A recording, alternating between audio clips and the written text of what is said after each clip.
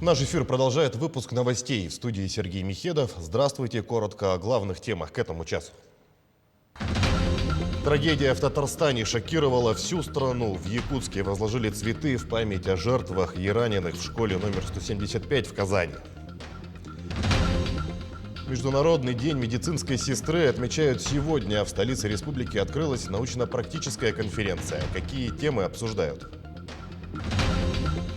Учеников 9 и 11 классов в Якутске перевели на дистанционное обучение. Как ребята будут готовиться к контрольным и аттестационным работам?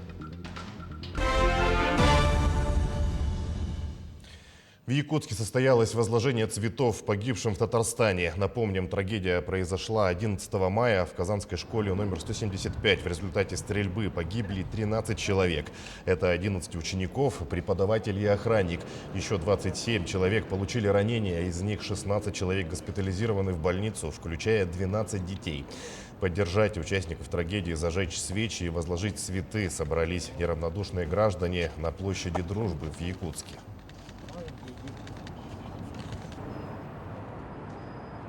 Мы, татары Республики Саха-Якутия, как и весь народ Российской Федерации, скорбим, переживаем, разделяем боль и утрату с близкими. Просим Всевышнего, чтобы принял души умерших и дал силы и выздоровления раненым детишкам и взрослым. Сейчас к эпидобстановке в нашем регионе. За сутки в Якутии выявили 105 новых случаев коронавируса. По данным оперативного штаба, из них в Якутске 60. Среди районов наибольшее количество по-прежнему приходится на Мигино-Кангаласский, там 13 пациентов, в Чурапчинском районе 7, в Амгинском 6, в Намском 4, в Сунтарском и Усть-Алданском по 3 случая. В Алданском, Горном, Нерюнгринском по 2 единичные случаи, в Верхоянском, Кобяйском и Аймеконском районах. За сутки лаборатории региона провели свыше 1800 исследований на COVID-19. Вчерашнего дня в ряде районов республики для школьников введено дистанционное образование. А это значит прежде всего, что окончание учебного процесса пройдет в таком онлайн-формате. В связи с этим просьба, рекомендация к родителям детей в обязательном порядке, прежде всего, отслеживать саму по себе ситуацию по месту нахождения детей и, конечно же, при первых же признаках заболевания обращаться в наши учреждения здравоохранения, которые работают по полным графикам в режиме повышенной готовности. Несмотря на принимаемые меры по недопущению распространения коронавирусной инфекции, растет число заболевших, в том числе детей и беременных женщин.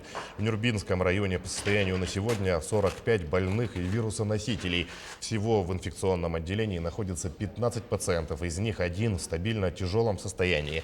На амбулаторном лечении 30 человек и 3 вирусоносителя. В настоящий момент в Нюрбинский район доставлено всего 3085 доз вакцины. Плановая вакцинация населения продолжается. На сегодняшний день у нас вакцинированы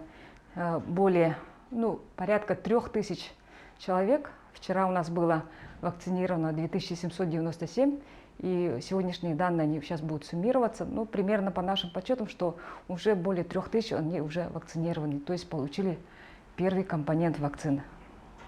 Второй компонент вакцины, то есть полный курс вакцинации, получили более 2000 человек, 2183. Это по всему району, и город Нюрба, и населенные пункты нашего района. Правительство Японии планирует дополнительно выделить $700 миллионов для вакцины, на вакцины для развивающихся стран. Премьер-министр страны Йосихиде Суга планирует объявить об этом на предстоящем в начале июня онлайн-саммите по проблемам иммунизации, сообщило национальное общественное телевидение. Средства направят международному механизму COVAX, призванному обеспечить в глобальных масштабах более широкий доступ к вакцинам против коронавируса. Всего эта система собирается в течение года выделить развивающимся государствам 1 миллиард 800 миллионов доз вакцин, что позволит обеспечить подобными препаратами примерно 30% их населения.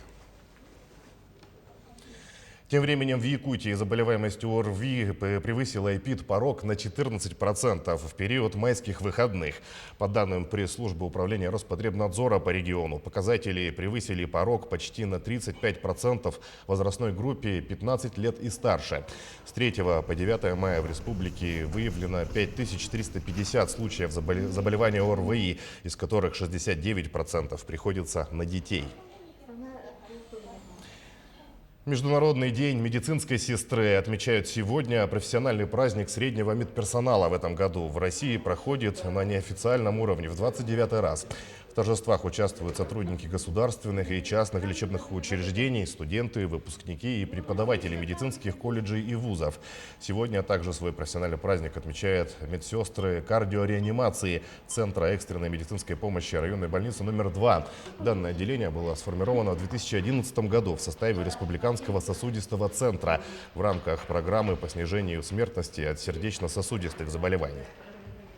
Хочу поздравить с профессиональным праздником, с Днем медицинской сестры. Несмотря на праздник, мы все равно, не покладая рук, работаем, потому что у нас экстренная больница, 24 часа работаем, пациентов принимаем.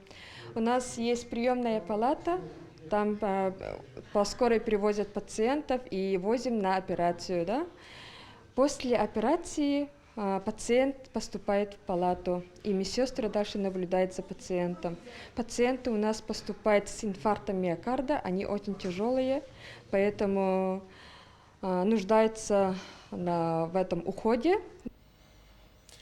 Медицинские сестры – ведущий голос в формировании видения будущего здравоохранения. Под таким названием Ассоциация медицинских сестер республики открыла работу региональной научно-практической конференции. В связи с ограничениями многие участники слушают доклады в онлайн-режиме. Темы обсуждаются самые актуальные – от цифровой трансформации первичного звена здравоохранения, роли медсестры в профилактике онкологических заболеваний и до доступности медицинской помощи на селе. Сегодня в регионе трудятся 11 тысяч медицинских работников, и пандемийный год для многих из них стал основополагающим. Мы сегодня говорим о работе первичного звена. Вот все-таки во время пандемии очень большую роль сыграли наши специалисты поликлинического ряда. Это в наших городах, что в промышленных городах, да, что в городе Якутске и, скажем, что и в районах.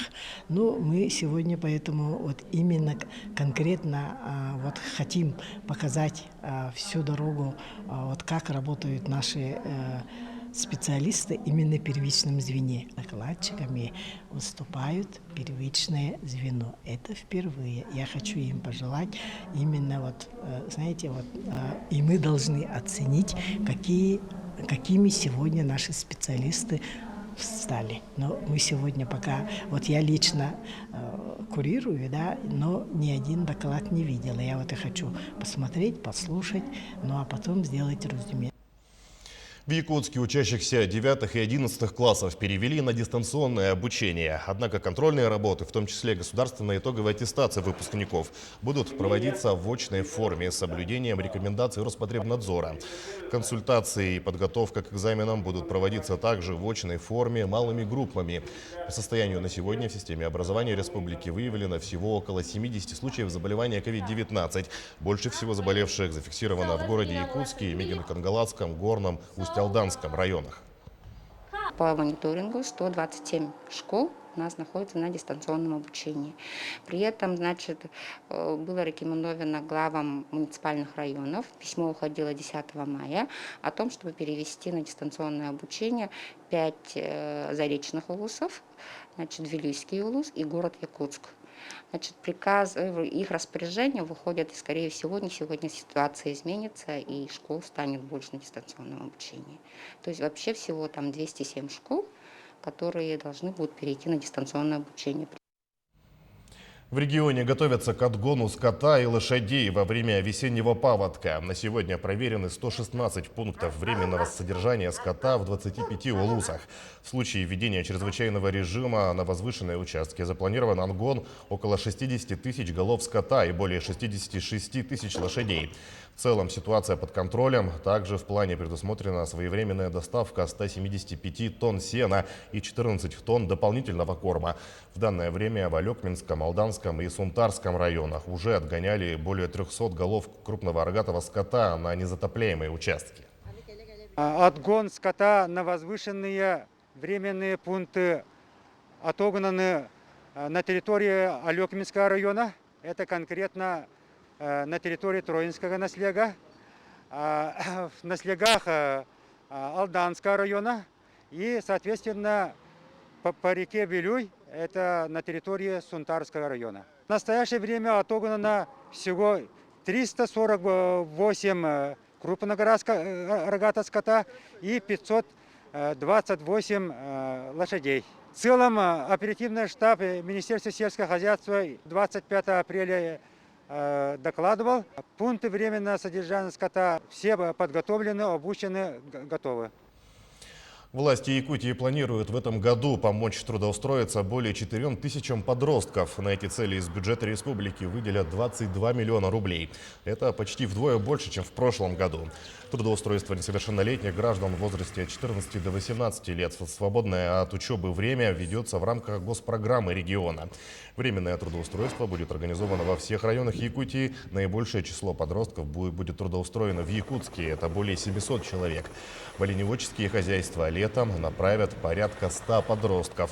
Самые популярные среди молодых людей профессии относятся к сфере благоустройства территорий, овощеводства и цветоводства. К этому часу это все новости. Мы следим за развитием событий. Оставайтесь с нами.